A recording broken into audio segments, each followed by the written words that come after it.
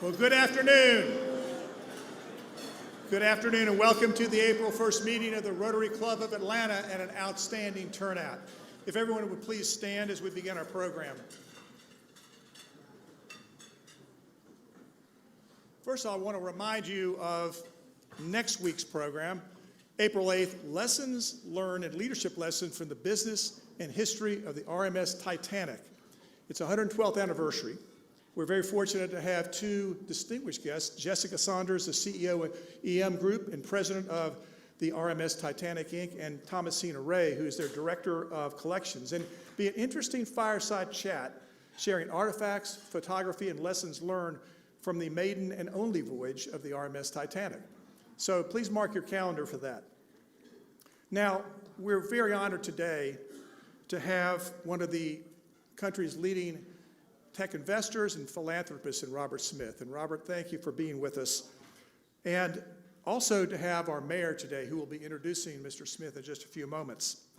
And our own fellow Rotarian, President David Thomas, president of Morehouse College, will also be leading the conversation with Mr. Smith. And they'll be discussing leadership lessons that he's learned while achieving the summit of success. Now, on the first Monday of every month, we have a special program. We have a special singer of the national anthem. So I thought, who would we have as a special singer for someone as esteemed as Robert Smith and our mayor and President Thomas? So of course I went to ChatGPT and I said, please give me a list of the top 4 musical quartets or groups that are still active and can sing the national anthem at the Rotary Club of Atlanta. And of course they came back with Boyz II Men, the Rolling Stones, Earth, Wind, and Fire, and then a bunch of question marks. And so I asked the second question, okay, what's this fourth name? What quartet is a notch above all the other ones on the list and will wow the Atlanta Rotary Club with their rendition of the national anthem and can also serenade us during lunch? So there's only one quartet that, of course, can do that, and that would be the Morehouse College Quartet.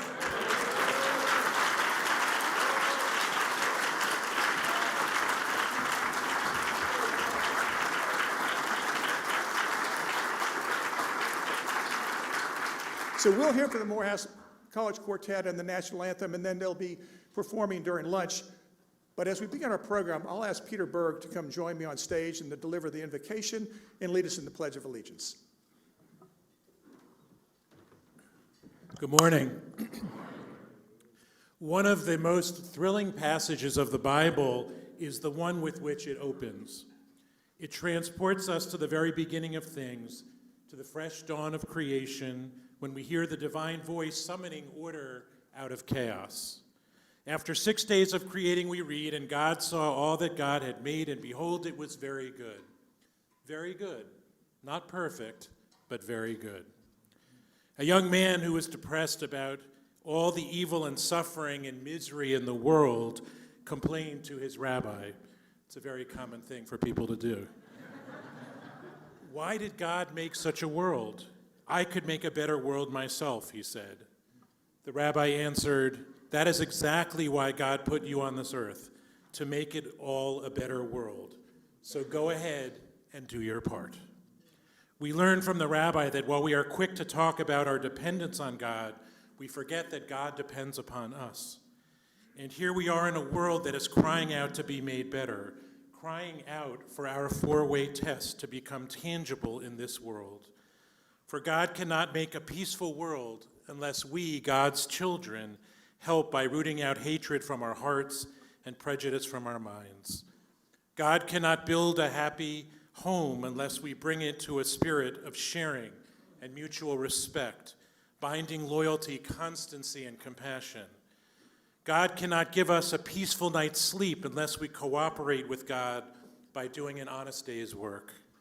God cannot forgive our sins unless we help with genuine contrition for what has been and resolve for all that we hope to accomplish.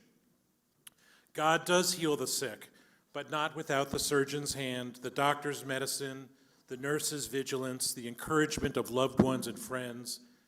God brings forth bread from the earth, but not without the farmer who prepares the soil, plants the seed, and harvests the crop. God helps the poor with charity we give, cheers the lonely with visits we make, comforts the bereaved with words that we speak, guides our children with examples we set, ennobles our lives with the good deeds that each of us performs. And here ultimately may be the reason that you and I are here on this earth, because God needs us. God needs each and every one of us. So on this beautiful Monday morning of fellowship and leadership, may we roll up our sleeves to do our share in a good but not perfect world. For God is calling upon all of us to help. Amen. I pledge allegiance to the flag of the United States of America and to the republic for which it stands, one nation, under God, indivisible, with liberty and justice for all.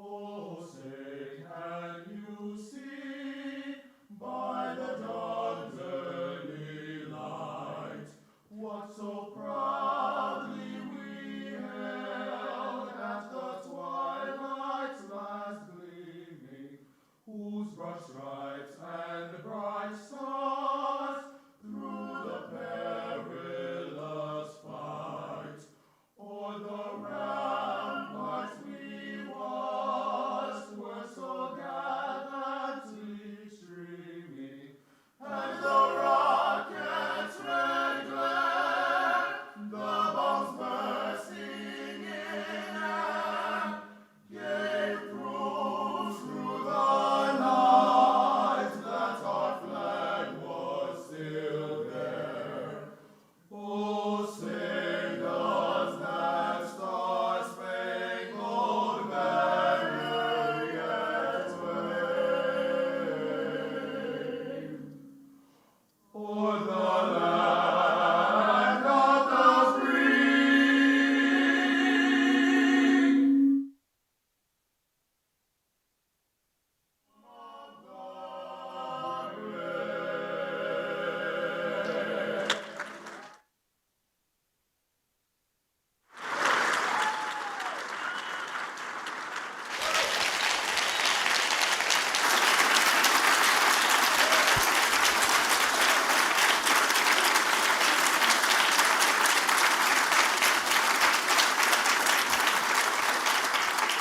Please be seated, and we'll have an opportunity to hear from these gentlemen, but I'd like for these Morehouse men to introduce themselves also, so I'm going to hand them to Mike. Hello, everyone. I am LaShyan Edwards. I am a senior music major from Lithonia, Georgia. I am Desmond Thompson, junior religion and music double major from Memphis, Tennessee. Hello, everyone. My name is B. Nathaniel Orlu. I am a senior music major from Detroit, Michigan. Good afternoon. I'm Jordan Stewart. I'm a senior music major from Atlanta, Georgia.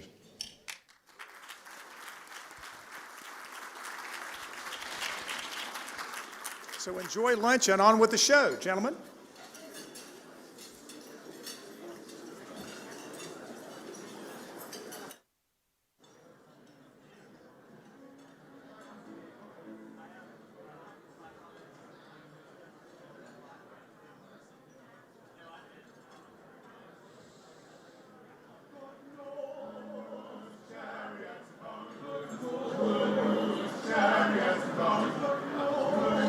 Chariots coming.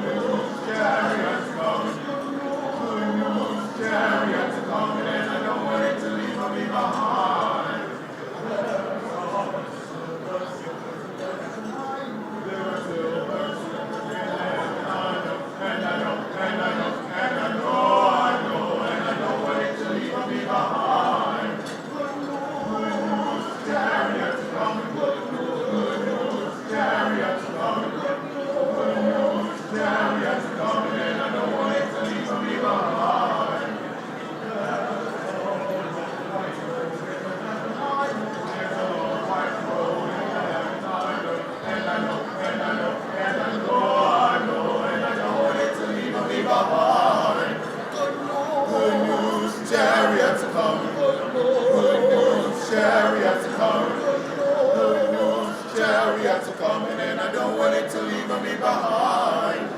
There's a starry crown in the heaven, I know. There's a starry crown in the heaven, I know, and I know, and I know, and I know, I know, and I don't want it to leave me behind. Good news, chariots are coming. Good news, chariots are coming. Good news, chariots are coming, and I don't want it to leave me behind. Good news, chariots are coming. So glad, Chariots are coming. Good news, chariots are coming, and I don't want it to leave me behind. And I don't want it to leave me behind. And I don't want it to leave me behind.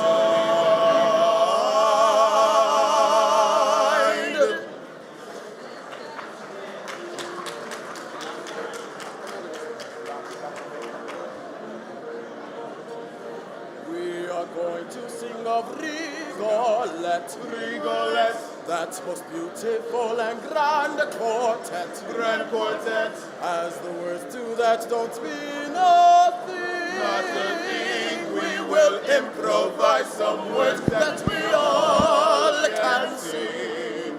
Sing the best you Best you know. know. Grandiosio, Rigoletio, Rigoletio. you will No. know.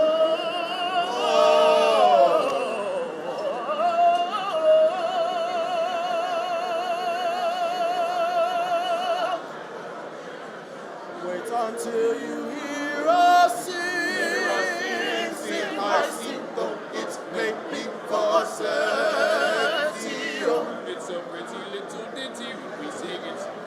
Oh, like a cello so mellow. When we also like to show you just how loud that Oh, you go mellow, it's the sin you make of me a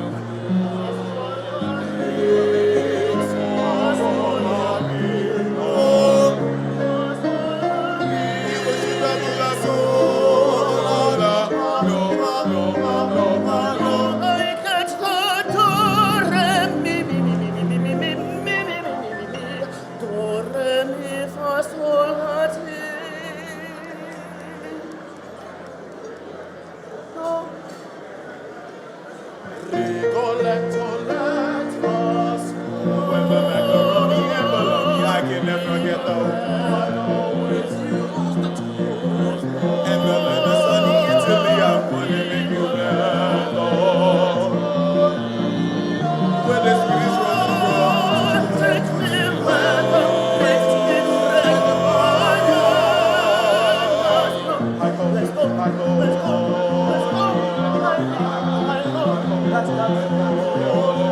Let's go, let's go. Let's go, let's go. Take me back to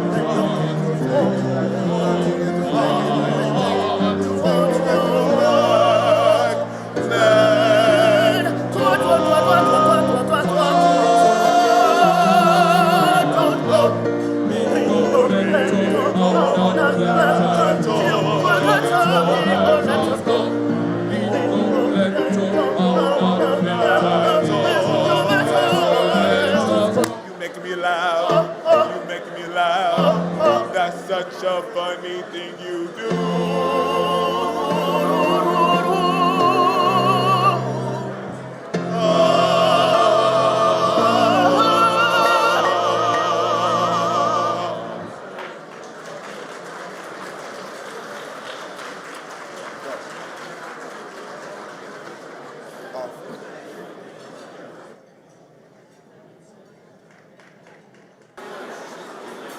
Good afternoon. I hope everyone enjoyed lunch today.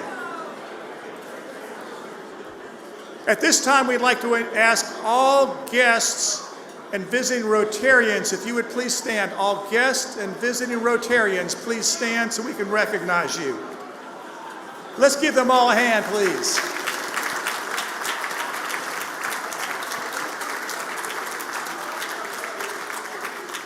Thank you. You can be seated. I'm now pleased to welcome to the stage our newest member of the Rotary Club of Atlanta, Barry McCarthy, along with co-sponsors Katie Saez, Larry Williams, and myself.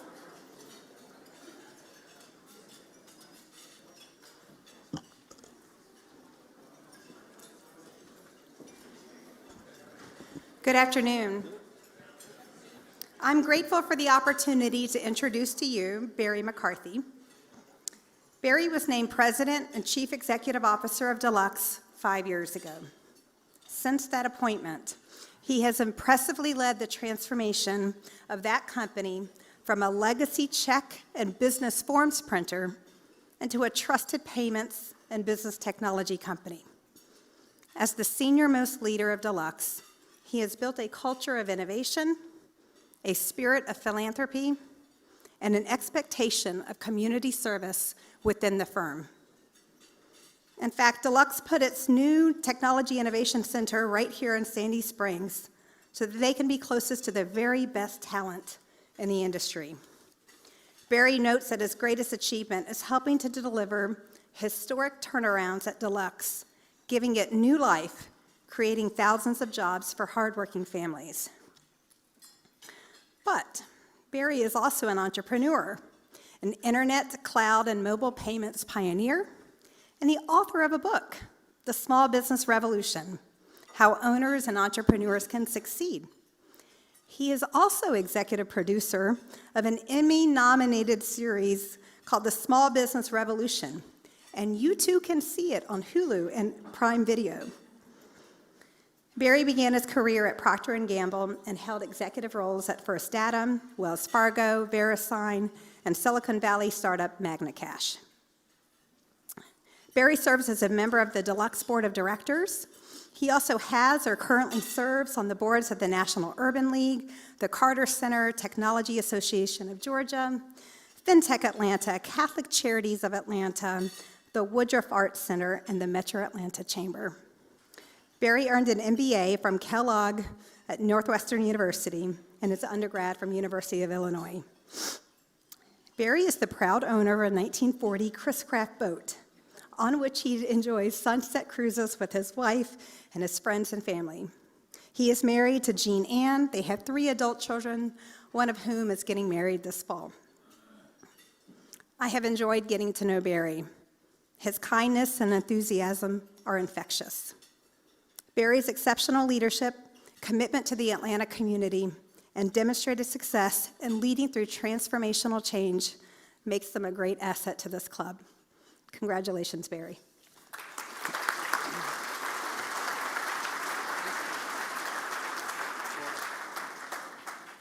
Barry, I'm very pleased to give you your Rotary pin. You're now a member of an organization that has over 1 million members.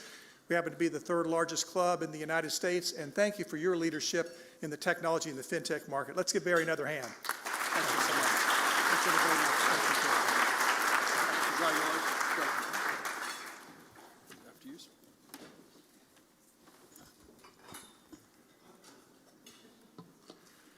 As we begin our program, I want to mention a few items. First of all, we're very honored to have Robert Smith with us today. His schedule's very busy, so right after the program, he's going to need to leave, but I know many of you had an opportunity to talk with him, and we're very, very fortunate to have him with us. Also, as we begin our formal program, I'd like to thank our fellow Rotarian, Dr. David Thomas, for extending the invitation to Robert Smith. Dr. Thomas, as many of you know, is the 12th president of Morehouse College, and since his installment in January of 2018, he's led some major advancements in the school, particularly in the strategic and operational directions. Among his many successes at Morehouse, he's overseen a fundraising acceleration to well over $200 million. And under his leadership, he's extended Morehouse's launch into online degrees and accelerated its position as a leader in the Center for Intellectual Discourse and Social Engagement. We're very pleased that Dr. Thomas will be in conversation today with Robert Smith. And now at this time, I'd like to introduce another distinguished guest who will introduce Mr. Smith, and that is the Mayor of Atlanta, Andre Dickens, the Technology Mayor. Let's hear it for the Mayor.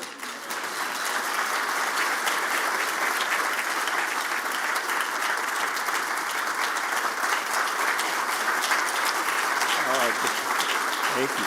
Thank you all. Thank you.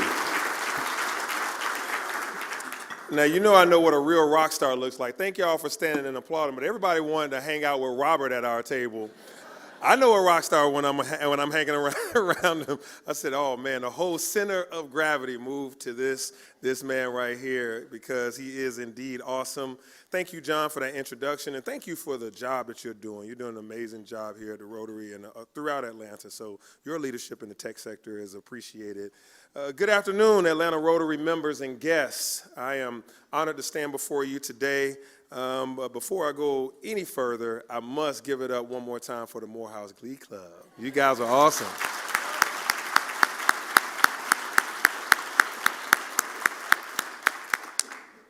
So we, as you all know, have an incredibly special guest with us today for our lunch.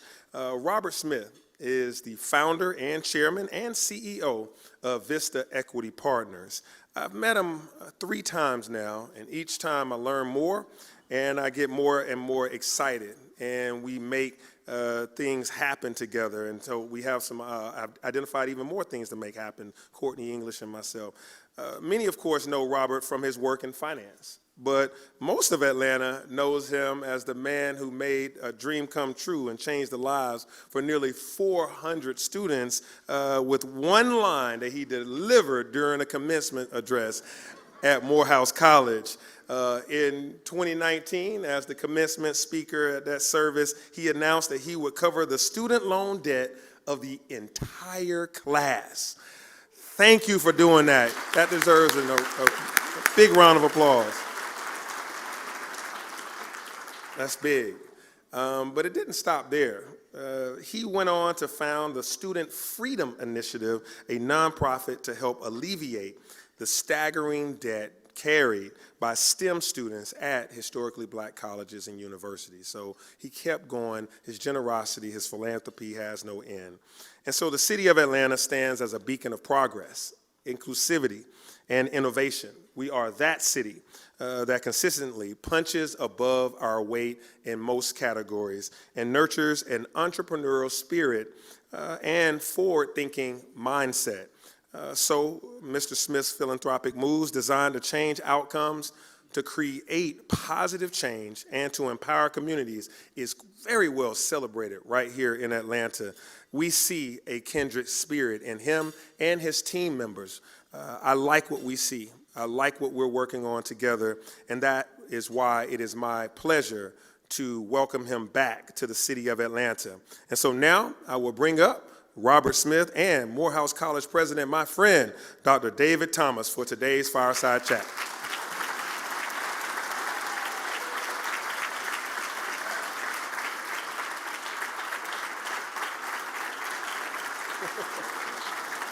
All right, Rockstar. Say some nice things about me. Nobody has that approval rating in politics. I think that's the greatest approval rating in politics I've seen in years.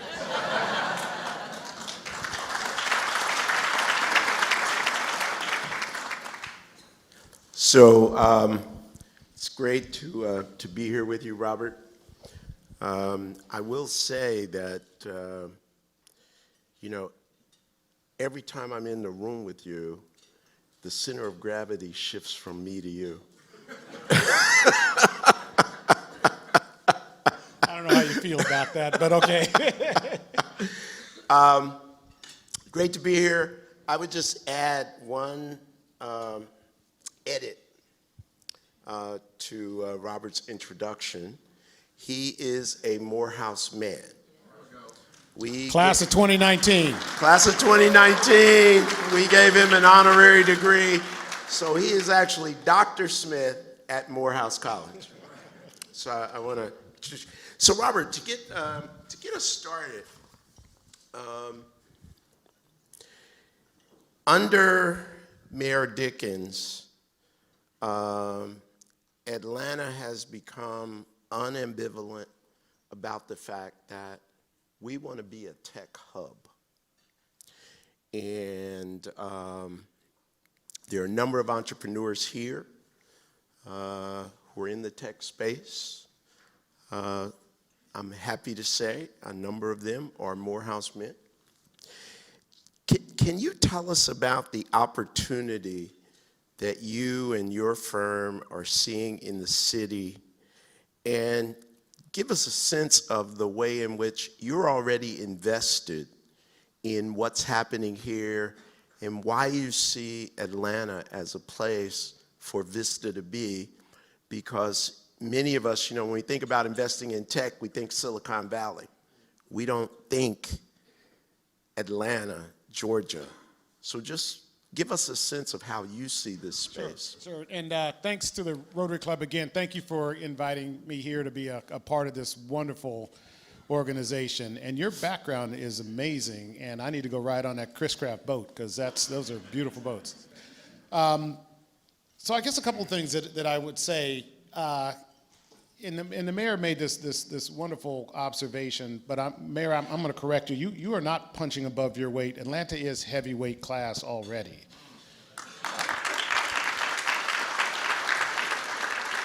And I'll tell you why. I have the great occasion in running my business to evaluate where we put our companies, where we hire employees, where we drive innovation. And this is one of the few places, and I'm saying around Atlanta and surrounding environs, where we have found a magnificent workforce. Now we had, I'll say, discovered this well over 15 years ago, and I say the word discover. One of our companies, Ventex, we headquartered here, great, actually one of our highest returning deals, over 5 times our money. And we've moved, I think, 8 or 9 companies here in the last, 20 years or so. And done a number of acquisitions of companies in this area, because what we found is a thoughtful and intentional call it approach to work here. There are some places where the workforce isn't as committed. We have always found a very committed workforce here. Back in the olden days when I used to do a whole lot of personal diligence, actually flying when we're about to buy a company and sitting with the CEO in their offices, I'd go early, 6:30, 7 in the morning, and I'd see how many cars were in the parking lot. No, I'm serious. And then, 5:30, 6 o'clock, I'd see how many remained. And one of the reasons we came to Atlanta and built out centers of excellence, because you saw people come to work early. Maybe that's because your traffic was bad.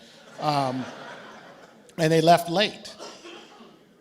But what that tells you is people who are actually focused and being thoughtful and deliberate about bringing value to the institution and the organization in which they were working.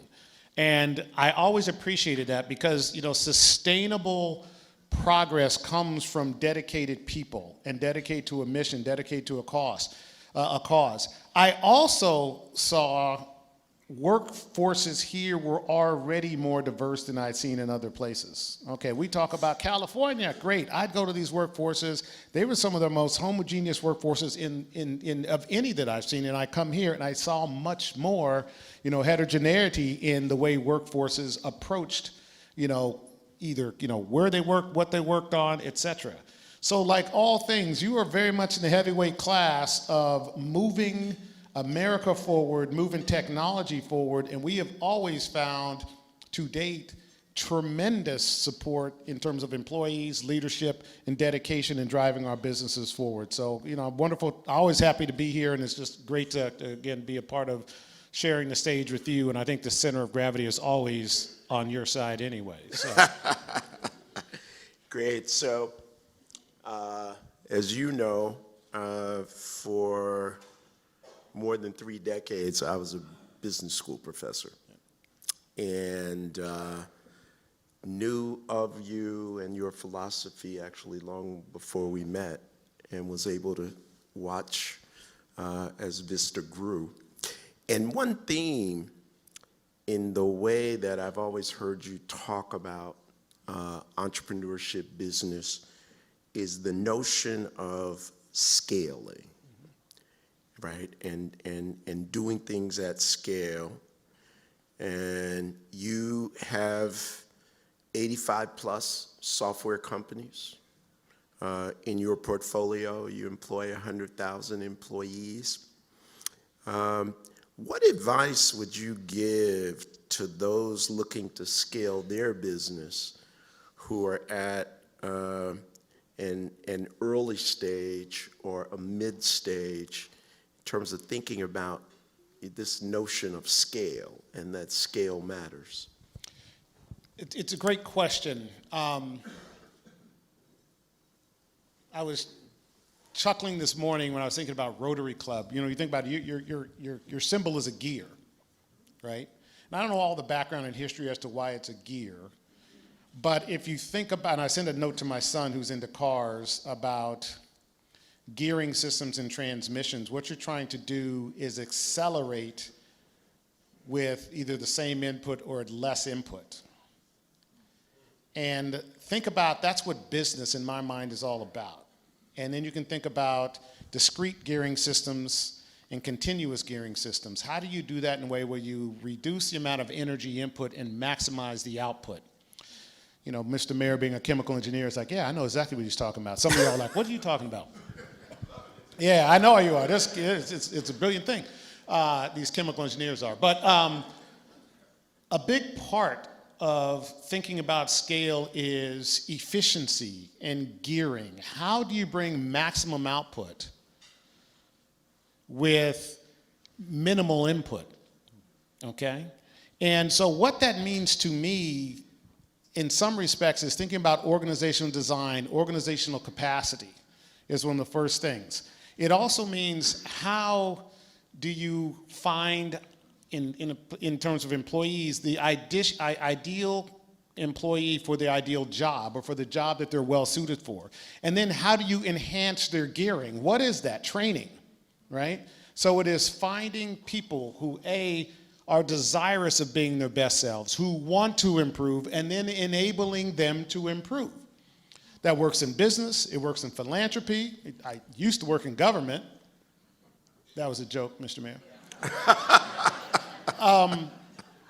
But all those are parts, and that's what works in communities, right? And my friend Dr. King is here, and we talk about this beloved community. I grew up in one of those in Denver, Colorado, where everybody, it was a segregated community, but I will tell you, everybody knew that they had something to contribute to that community.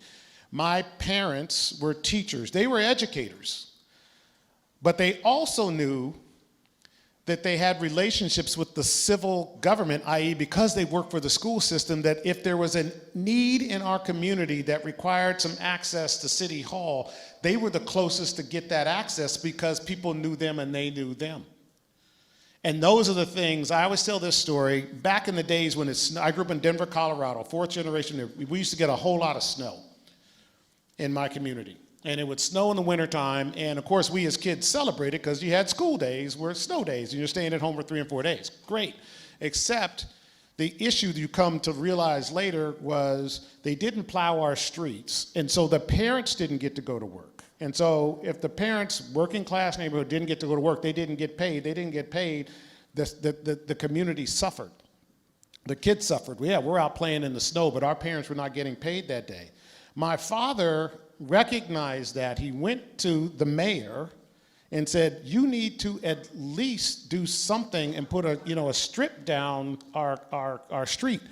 I will tell you, so 3 days later, we'd get on the bus and go across town, and the streets, because I went to a school in an all-white neighborhood, their streets were dry. Ours had one stripe down 3 days later, so it was clear they had plowed their streets a few times, and the sun had beaten down and dried those streets up. My dad said, that's unacceptable, because we have teachers who can't get to work, we have factory workers who can't get to work. So he, in essence, created a civic organization that actually, so when it snowed, we at least got that one strip down the main thoroughfare. You'd have to dig out your cars to get your car to that main strip to get to work. But that changed the economic dynamic for everybody in the neighborhood. I say that because that was not his job. He was a school teacher and then a school principal. And he actually was a principal of a local school. So he didn't really have to go that far. But he realized the importance of contributing to the community in the way that he uniquely could. And to me, that's what it's about. It's about how do you contribute to the environment with whatever skill set you have. Some cases it's organizational capacity, some cases it's access to different resources. Some cases it's a relationship with someone who can make the difference for a whole neighborhood. And that's part of what our provenance is and our job is to carry forward. Great. So, I look out in the audience and I see a number of folks who work with me at the college, and they're always sitting there anxious for when I'm going to go off script. We can go off now. We can go off script. So, my experience, now I'm in my 7th year as president of Morehouse. I was at Harvard for 22 years. I was at Penn. I was at Georgetown. And I can tell you that in none of those cities, if I went to a lunchtime meeting of business people, would you see the diversity that is here in this room? Yeah. Here we are in this moment where there is, what people refer to as DEI, diversity, equity, and inclusion, is becoming contested terrain.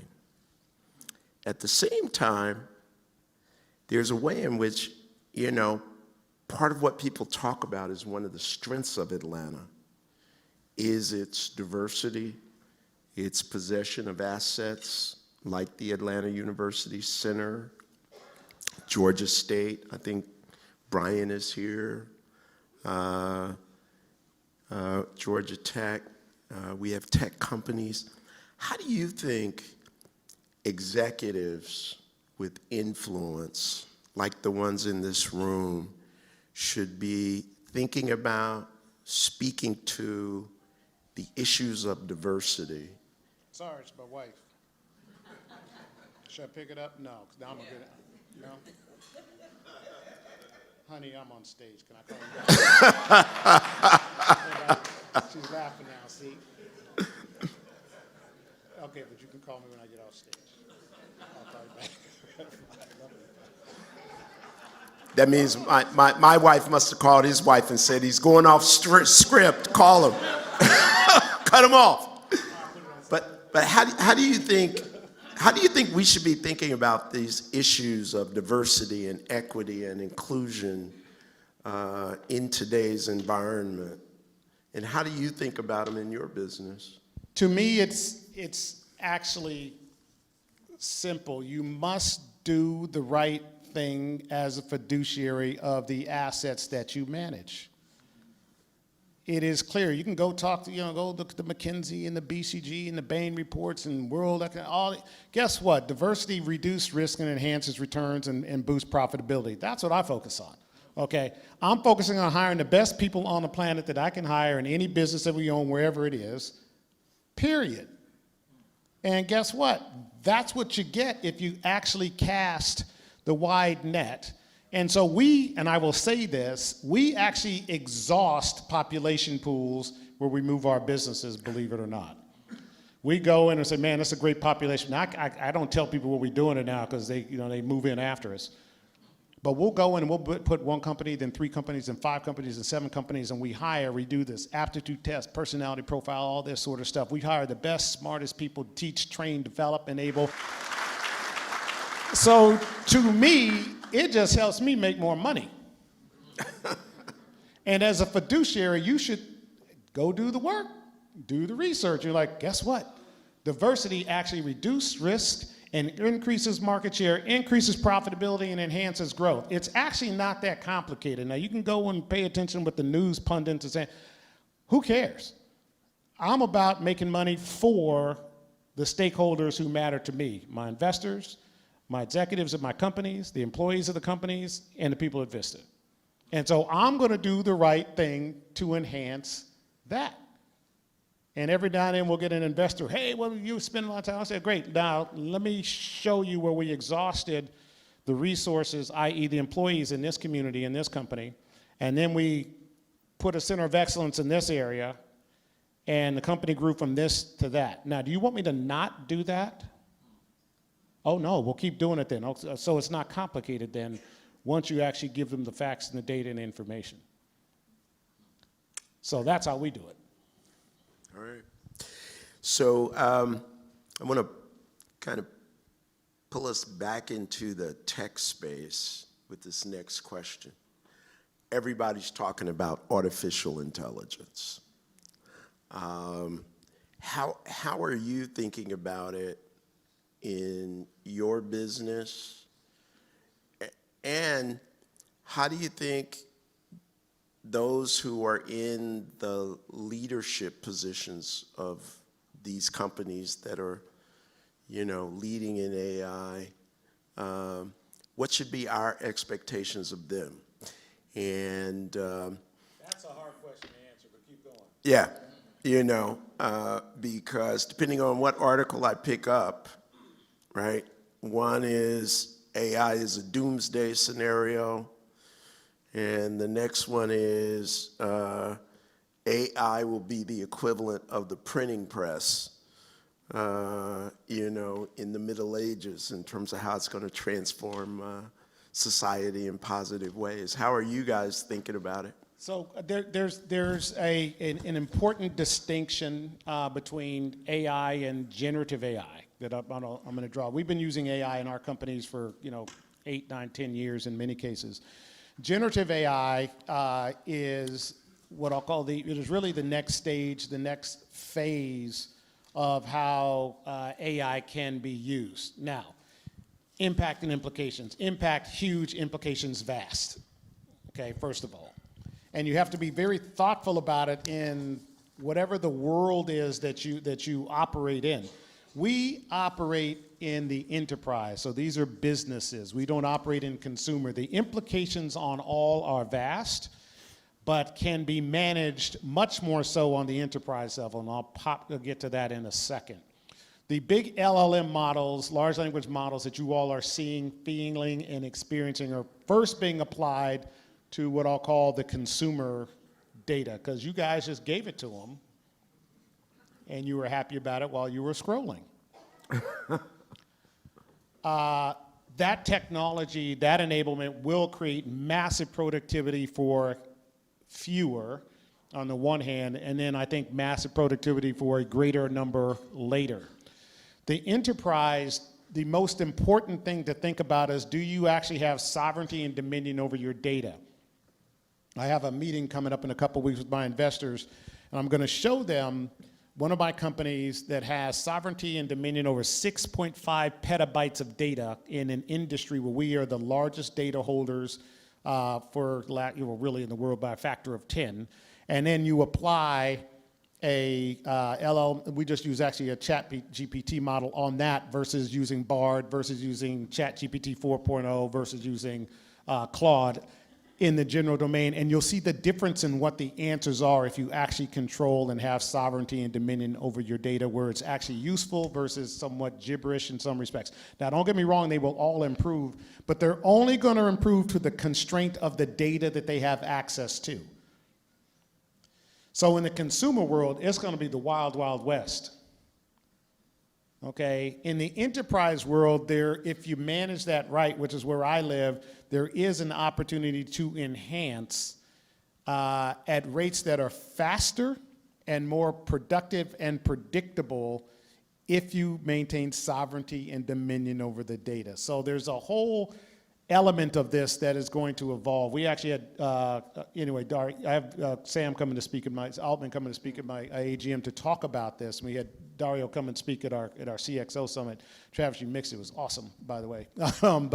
But I think one of the important elements is actually understand the implications of what this technology will mean for all of us. It's going to evolve. It's going to evolve rapidly, somewhat exponentially over the next few years, and applications are going to be built that are going to make your life so much easier, going to make your health so much better. It's going to improve the relationships with certain people in your life so much more, okay? And in some respects, it will eliminate certain categories of jobs.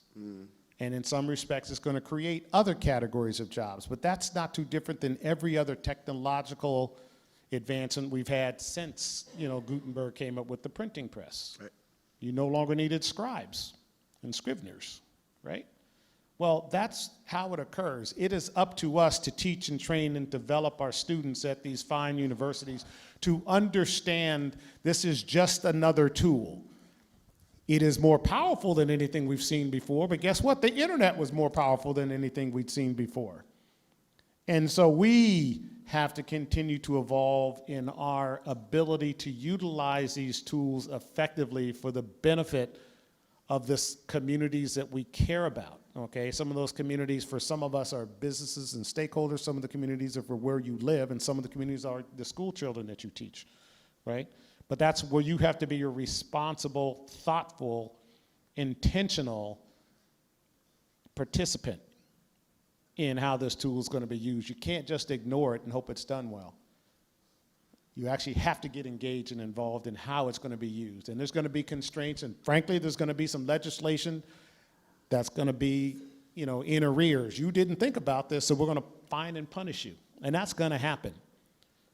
And because I can just, anyway, you see the legislators trying to get up to speed, but they're up to speed on where it was, not where it is, and not where it's going. And that's just the nature of, regulation. Great. So I want to publicly thank you because of you, there was a day in May where I got job security. And that was when you were our keynote speaker at our graduation and announced that you were going to clear the debt of all of our graduates. And I want to thank you because I saw the look in the eyes of my board, and they said, we can't fire this guy for a while. We don't know what he had to do with this, but, But anyway, on the serious side of that, I don't know what it was like for you, but for me as someone with 40 years in academia and also coming out of a family that when they calculated my parents' contribution for college was 0, I immediately felt the power of what you had done. I also want to say, oftentimes people come to commencements, they make grand proclamations that catch the airwaves, but they don't do anything afterwards.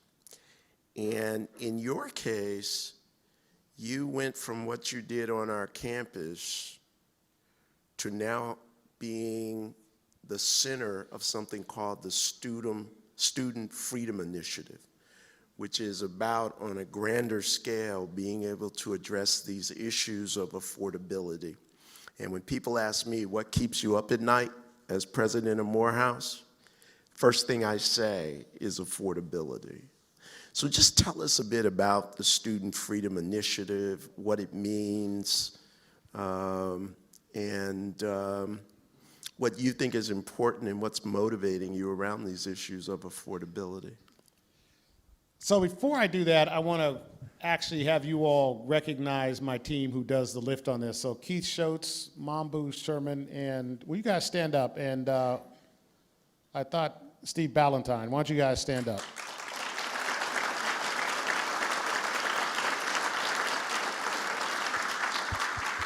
So those are the guys who do the lift.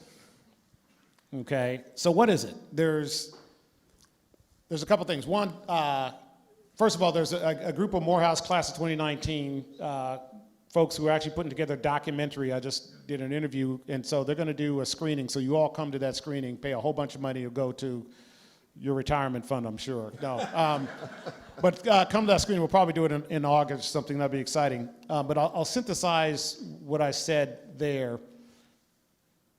There's 3 main parts of the Student Freedom Initiative. It was all started as what we call an income contingent fund. So in essence, rather than borrow money from Parent Plus loans and pay it back, and if you have interruptions in your life, then it ruins your credit and all that, you borrow from this fund, and then you actually pay back into this fund, which gets relent to a next generation of student. So that's how that works. $500 million, I think we're at like $270 million of it raised and all that sort of stuff at this point.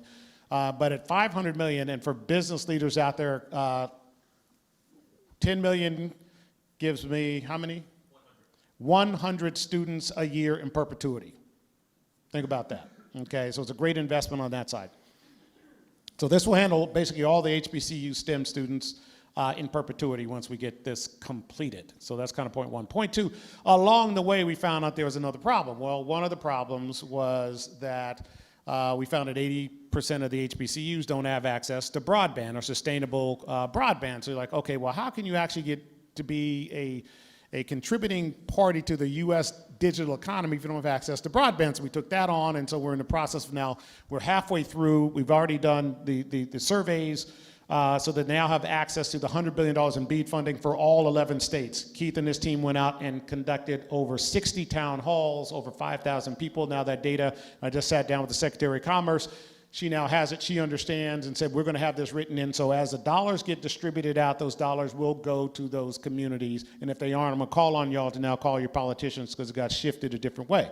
So that was the second piece that came up, and of course now a third issue came up, and the third issue was the Department of Education, in their infinite wisdom, decided that if you didn't have a certain cybersecurity posture, you would not have access to Title IV funding, which affects almost all of our students. And so now we have actually got end of job on all of the HBCUs who actually had that deficit. They didn't have to pay for it. We raised $150 million, put our team on the ground who actually did the implementation, which now saves $1.5 billion a year in Title IV funding that they would have otherwise lost.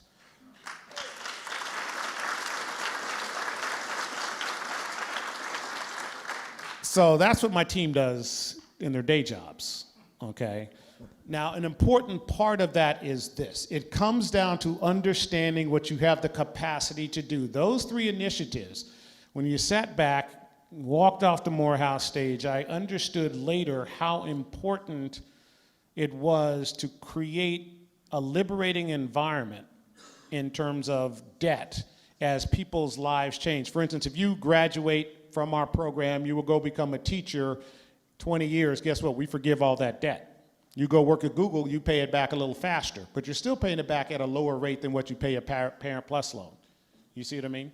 I should say Vista. If you go work at Vista, because you're going to make more money you make at Google. But anyway, that's another picture. Okay, the whole point to that is to create people who understand their responsibility to pay it forward, not just, oh, here's a free ride. You pay it forward to help that next generation of student. Okay, point number one.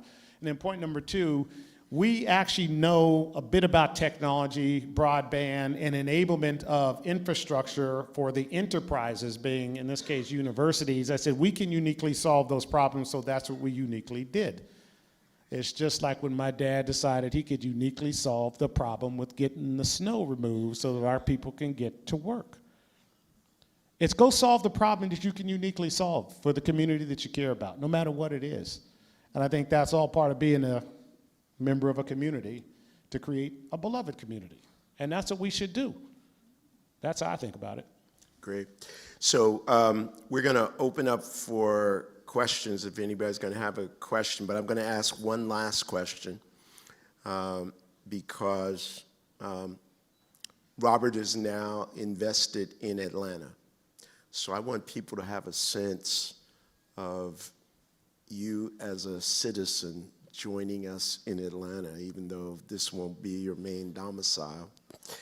And an initiative that you've created or been a part of creating, along with a few other people, is the Southern Communities Initiative that is focused on accelerating racial equity in 6 southern U.S. cities, home to more than half of all black people, and Atlanta is one of them. Right. So beyond your business interests, you're investing in cities like Atlanta. So just say a bit about that, and then we'll open it up for questions. So coming out of the summer 2020 and murder of George Floyd, we said, okay, what is actually causing these disparities? And a lot of it is just access to opportunity in many places. And I'm just going to focus on one area in particular, and this area is banking. I grew up in a neighborhood, there was no branch bank when my parents, because they were one of the few who actually got paid with a paycheck. you know, because they worked for the school system, but the paycheck came to the house. My mom and dad had to drive across town to go to the bank to deposit the bank because there was no branch bank. We actually didn't have a supermarket in my neighborhood either, right?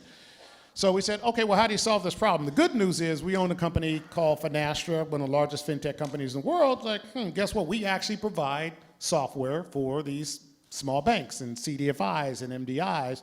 So we said, well, let's build product that we can now actually go to these CDFIs and MDIs in these communities and enable those banks now to participate in digital banking infrastructure. Okay, so now in Atlanta, well, we've got now in those 6 cities, 19 banks that are part of the first wave of these. And we, again, uniquely able to solve a solution. And so we now have to go through the enablement of the digitization of these CDFIs. To give you an example, there's one credit union, Hope Credit Union, which is a CDFI in the Delta. Prior to doing this, to digitizing that bank, they did 60 loans a year, 60 loans a year. They now have been able to do 3,000 a year, and they have a 99% return rate on that capital. Their average loan's $11,000, by the way, to the small to medium businesses in that community. That's the enablement dynamic that occurs from digitizing these banks. So we're in the process of now moving to that phase of digitizing all those banks. And oh, by the way, went to some of my happy friends at Bank of America who are, of course, one of my great jobs is I get to know all these CEOs and said, guess what?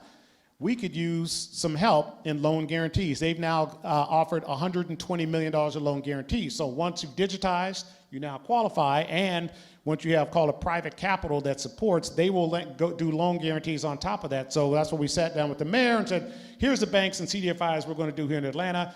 You get these digitized, all your efforts that you're thinking about in some of the communities. Now you have a lending mechanism in those communities where you have loan guarantees from national banks who will support that activity. Again, thinking about creating ecosystems that are sustainable is the point, as opposed to doing episodic, you call it interventions of an acute issue. So that's how we're thinking about it, and that's what the Southern Communities Initiative is all about. Great. Thank you for that. I think we have time for just a couple questions now. Also, Robert's been very kind to put together some of his leadership lessons, so I know you want to look at those as well. So just a couple questions if we could. Yes, sir. Mr. Smith, in regard to diversity, equity, and inclusion, what do you think about the reality in today's colleges and universities where it's 56% women and 44% men in the United States getting their education, their post-high school education? What do you think should be done about that? Is there anything that should be done about that?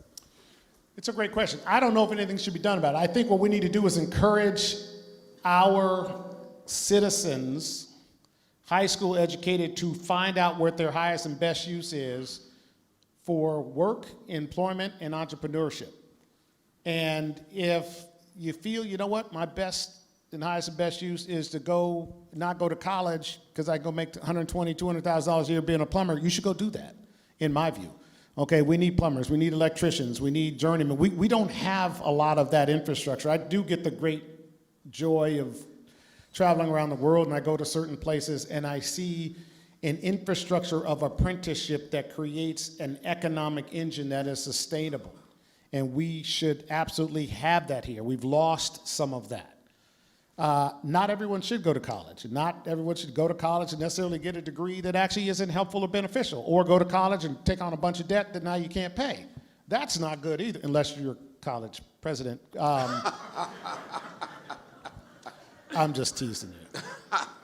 But I think, we just need to sit back and be smart. I am of that generation where all of our parents told us, go to college. Well, at that time, going to college typically guaranteed a better income than not going to college, and it typically guaranteed a sustainable income because you could go work for a large corporation for 20 and 30 years. That is no longer the paradigm. We've got to face the reality. The frequency and the duration of job engagement is a lot shorter and a lot higher, right?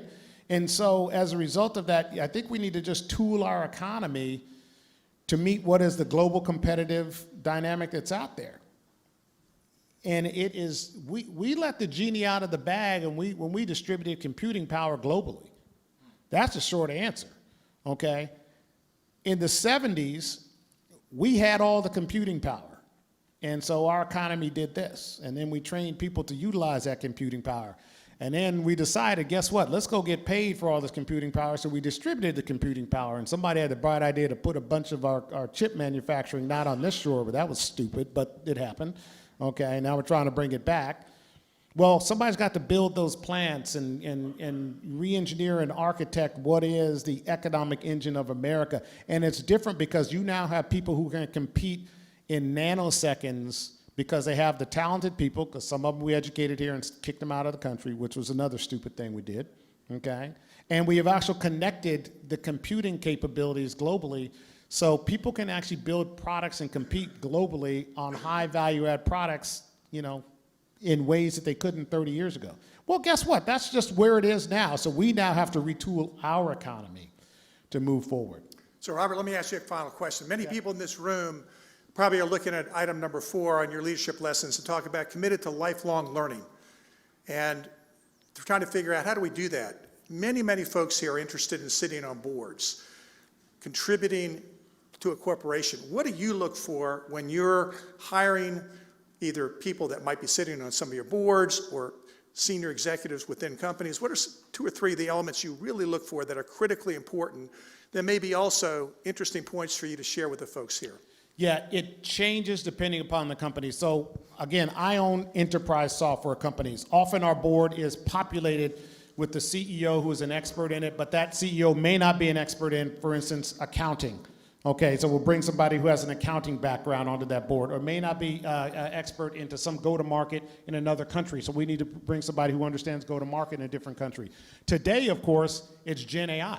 Okay, we're infusing Gen AI across every one of our portfolio companies in the story full stop. 100% of them now have some code assist dynamic. By end of Q3, 100% will have a product in market or under development to go in market using some Gen AI solution. So we now have to recruit a whole different set of external board members to enable those companies to be successful, because that's where the puck is going, not where it was. So those are things that we think about. Robert, we do a good job here, starting on time and ending on time. We're appreciative of your schedule. Robert Smith, David Thomas, thank you. Let's give them a hand, please. Thank you.